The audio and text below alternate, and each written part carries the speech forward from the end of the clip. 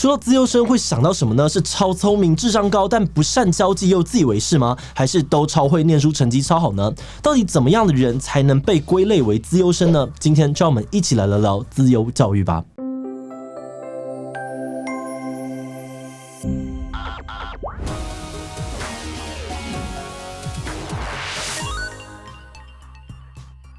Hello， 大家好，我是志祺。在求学的过程中，我们对于那群共同身处在校园里面，但课程又不太一样的资优生有很多的想象。除了看起来难相处、很会念书之外，资优生常常享有学校最多的资源、最棒老师、学科竞赛，而课外参访的机会常常也会优先给资优生，让其他人感觉到巨大的相对剥夺感。但资优班的学生可能会觉得冤枉啊，难道聪明错了吗？他们也是承受了很多的期待跟压力，如果表现不好，还会被嘲笑说你不是资优生吗？而另外一方面，从家长的角度来看，许多家长为了让小孩更有竞争力，获得较多的学习资源，会透过各种超前部署，帮助孩子挤进资优班的窄门。但是对于资优班老师来说，大家挤破头要把小孩送进去的那个资优班，可能不是真的资优。哇，现在是一个资优各自表述吗？究竟什么是资优？资优生只是学科成绩好而已吗？资优班在上课的时候又在干嘛呢？今天就让我们一起来认识一下台湾资优教育的现况吧。不过按照惯例在影片开始之前，让我们先进一段工商服务时间。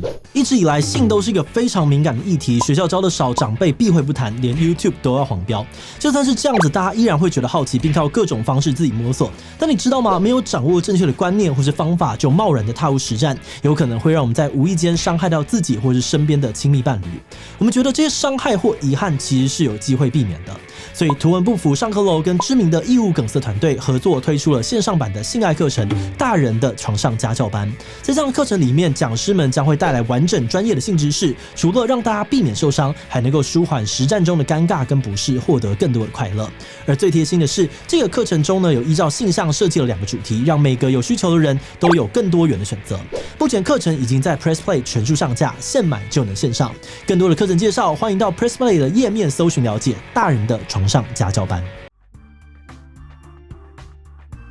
资优就是资赋优异的简称，指的是在某个领域具有卓越的潜能或是杰出表现。基本上，专家会认为资优是天赋，无法透过提早学习或是补习获得。而美国教育心理学家呢，他只是提出了资优3环的定义。他认为资优应该要包含中等以上的能力，具有创造力以及工作的热忱。目前在台湾可以再细分为一般智能优异、学术性向优异、艺术才能优异、创造能力优异、领导才能优异以及其他特殊才能优异等6类。鉴定方式依照各分类有些不同，但主要是学生在该领域的性向测验当中呢，必须要达到百分等级97以上的成绩。因为创造能力、领导才能以及其他特殊才能优异比较难有合适的鉴别的这个测验所以目前开设的资优班呢，大多都是以一般智能优异、学术性向优异与艺术才能优异为主。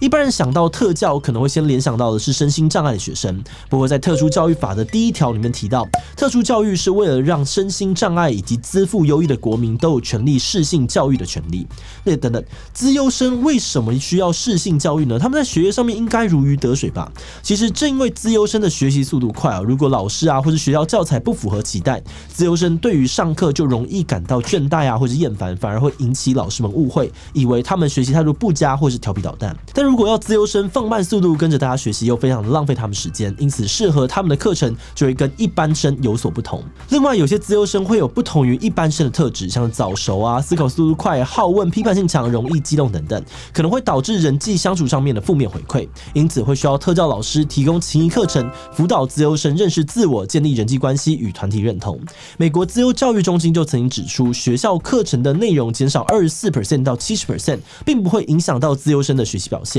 而课程的内容缩减，上课进度也加快之后，省下来的时间就可以开设特别课程，训练资优生进一步的能力。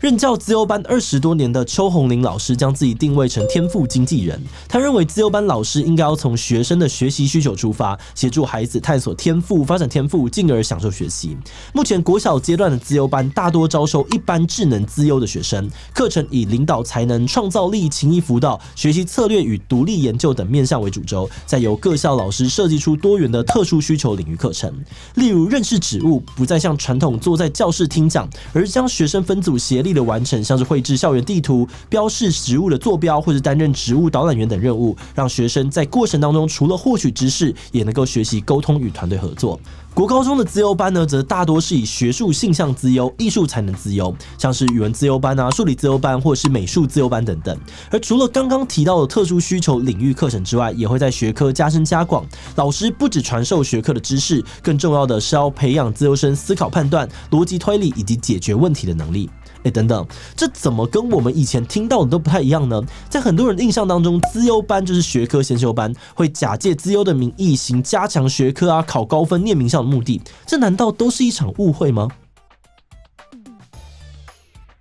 在过去能力分班的年代教学资源过度集中在升学班，导致后段班的这个学生被放弃，产生了许多的社会问题。2005年，台湾立法落实了国中小常态分班，但升学主义挂帅的社会风气并没有马上改变。2006年就有报道指出，台中市一口气通过了19所国中申请资优班的申请，出现了一校一资优班的现象，而课程不但没有加深加广，反而以基测考试为主，让许多人都认为这根本就是变相的能力分班。而后来为了要杜绝这个现象，立法院修法提高了资优生的鉴定门槛，禁止国中小设立集中式特教班，让资优生与国中小的资优班数量减少许多。那从此资优班就跟升学班脱钩吗？当然也没有那么容易。虽然名额变少，但是望子成龙、望女成凤的家长并没有变少，资优鉴定补习班更顺势而生。资优鉴定的命题呢有一定的难度，没有办法时常更新，因此坊间有许多资优鉴定补习班，标榜提供考古题练习、实作加强，可以将努力且成绩优异的绩优生送进资优班。甚至2017年呢，彰化还出现了高中资优鉴定泄题的风波，16题的试题被补习班一字不差的猜中了12题，引起了许多学生家长对于资优鉴定公信力的质疑，同时也加强了社会大众要上资优班得要先补习的印象。尽管资优班的这个本意呢不是升学班，但资优对部分的家长还有学校来说，还是一个很值得被拿来说嘴的标签。由于资优生的这个学习进度跟成果大多都比较好，所以学校大多都会投注较多的教学资源在他们身上，造成资优生背负着各方高度的期待，承受了巨大的升学压力。但其实对于资优生来说，资优这个标签不一定是助力，他们背负了众人的期待，承受巨大的升学压力，反而有可能会因为承受不住而失常，甚至是身心崩溃。像是被认为拥有数学专长的资优生，如果未来在该领域的发展不如预期，可能会受到比起一般人更加严重的挫折。而学校这样的做法呢，对同一间学校的一般生更容易产生相对剥夺感。他们可能会感觉到学校跟老师比较在乎资优生们，觉得自己好像总是矮人一截，就帮自己贴了比较没天赋的标签，可能因此变得比较没有动力去尝试更有挑战性的教材。而甚至呢，有些人还会产生敌视的心理，认为资优生总是自视甚高啊，自以为是，只会死读书等等。此外呢，许多家长也看准了学校愿意投注资源的心态，所以无论如何都要把小孩送进资优班，就是希望能够让孩子获得学科上面的成就。但资优班老师实际教授的课程可能也会跟家长的期待产生冲突，但是学校为了招生也不太可能无视家长的需求，因此在三方的角力之下，教学现场的执行还能不能够坚持资优班而不会歪掉变成升学班，就成了一个大难题。